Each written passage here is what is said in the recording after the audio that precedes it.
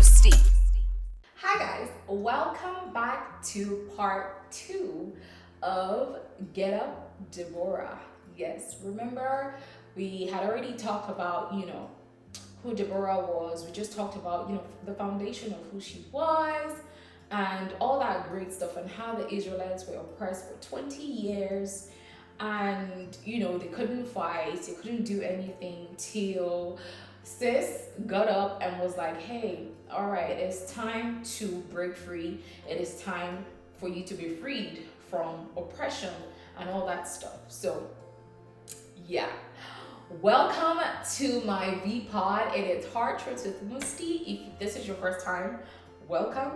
You haven't missed much, but I hope you have seen part 1 of our series. Remember, we're going to be started a series, so welcome. All right.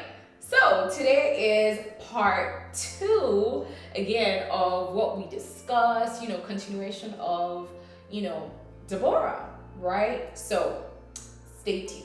All right. All right. Again, remember our scripture when we said it was Judges chapter 4 and 5. I hope you were able to take some time and just study, that as well. Okay. So moving on, we're going to be starting with Judges chapter 5, verse 12. Again, remember how we said, the scripture said, wake up, Deborah. Wake up, break out into a new song. Break out in song. Arise, Barak. Wake up, break out, arise. Wake up, break out, arise. Wake up, break out, arise. What is that telling you? What is that saying to you? It means we have slept for too long. It means we have played for too long. It means we have been doing the unimportant things for too long. It is time to get up. It is time to arise. It is time to break out. It is time to break out of that mentality that you're not enough. It is time to break out of, you feeling like you don't have what it takes to do the things of God. You don't need some ridiculous amount of, whatever, because some people are looking for a perfect time. There's no perfect time. The time is for you to step out. Step out and let God do what he's supposed to do. So now remember, Barak was the one that, Deborah told to arise and, take captive of the captives, right? Now, and Barak also said he wasn't going to go if Deborah doesn't come with him. If Deborah doesn't go with him. That shows you how much control she had. That shows you that she's such a good leader, because somebody's saying, if you don't do this, I'm not going to do it. Because I trust you that much to make the wise decision. I trust you that much to know what is right from what is wrong. I trust you that much. But Barak obeyed and, did what Deborah commanded. Right? Now, also understand that with the move of God, or with doing the things of God, you have to obey. Obedience is necessary to fulfill God's plans. It is very necessary. You can never see a scripture in the Bible where somebody did not obey the things of God and things did not come to fruition. And God's plan did not come to fruition. But we saw the cost of disobedience. So there's a cost of disobedience. When we read Deuteronomy chapter 28, we're going to see the curses that come with disobedience. And we're going to see the blessings that come with disobedience. So now, it is very necessary, obedience is very necessary to fulfill God's plans, right? To fulfill God's plans. So, and then also understand that sometimes we're afraid to step out of our comfort zone. Sometimes, people put this ridiculous ideas in our heads, or the enemy puts ridiculous ideas in our heads that God cannot use us, that we don't have what it takes for God to use us, that we're this, we're that, we have done this in the past and all that crazy stuff, right? So God cannot use us. Now trust me, that is the lie of the devil. Sis. That is the lie of the devil. Your past is not a waste. I need you to understand that. Your past is not a waste. Because there was a reason you went through that. There was a reason you went through that, because God is going to use that for his glory. He's going to use that for his glory. So do not let the devil make you think that because of what you did in the past, you're too filthy for him to use. No. None of his disciples were holy. They had done one thing or the other. They had one past or the other, but he used that. He wasn't looking for who was holy or who was clean. Or no. He takes the dirt and makes it clean. So because we have all these ideas in our heads, we feel like, oh, it's not possible for God to use us. Honey, do not let the devil make you feel like you cannot be used, because while he's making you think that, there are so many people that are waiting on you to make a move so they can be free. There's so many people that are waiting on you to take a step so they can break forth. There's so many people waiting on you to speak up so that they can be at peace, so that they can be free. Your voice is for someone. Speak up. Speak up. You're meant to intercede for someone. You might be that person that is supposed to intercede for someone. You might be that person that is supposed to encourage someone.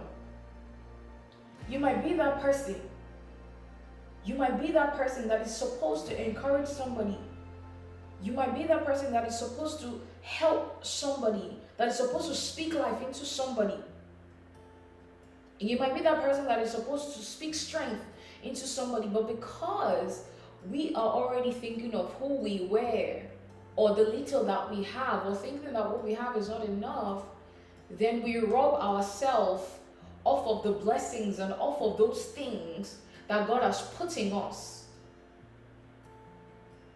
Deborah never played it small. She never played it small. She was all she could be. She was a wife. She was a prophet. She was a mother. She was discerning. She had wisdom. She was a judge. So some people might think, oh, because I'm a mother, I can't do so many things. Sis, no. There's so much more to you. There's so much more to you. There's so much more than just being a wife. She was a prophet. She was a judge. She was a leader. Now, please, don't come for me, though. Don't think because you're a wife, that's it. There's so much more than just being a wife to somebody. You have a role to play in the community. You have a role to play where you're working. Do something. You can't just be a wife and not do anything. There's so many things you're called to do. You were somebody before you became a wife. So who are you before you're a wife? Who are you before you're a wife? There's so much more to you. So don't think because you're a wife, that's it. Deborah was a wife, she was a prophet, she was a judge, she was a leader.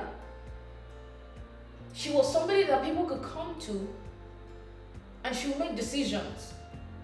She was a powerful woman, but I'm very sure she was still submitted to her husband. And trust me, if you're married to the right person is not going to make you not fulfill the plans of God that he has for you. If anything, he's going to support what you're doing. So I'm sure that was who Lapidoth was, because he supported who Deborah was in all her entirety. But we're not talking about that. Let's focus. Let's stay on track. Right?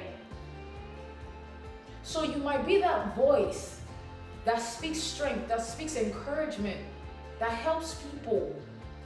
But you need to get up for that to be activated. Like I said before, Deborah did not play it small. She did not play it small. If she did, everything she went through, all her experiences would not have happened. all the things she had to see and go through would not have happened if she played it small. So now, if you're just sitting in your room and you're in your comfort zone and you're saying you want to do so many things, but you're still in your circle, in your comfort zone, you're in your room, you're not coming out, everywhere is dark, you're not doing anything, how are you supposed to experience all that God has for you if you're still there? You need to step out. You need to wake up, break out, arise. Wake up, break out in song, arise. And do what you're supposed to do. Do what you're supposed to do. Do what you're supposed to do. If Deborah played it small, she wouldn't have had wisdom and discernment to judge cases, to judge disputes. If Deborah had played it small, she wouldn't have had prophetic gifts to understand the things that God is about to do. If she had played it small, she wouldn't have known the time and the season God was about to move.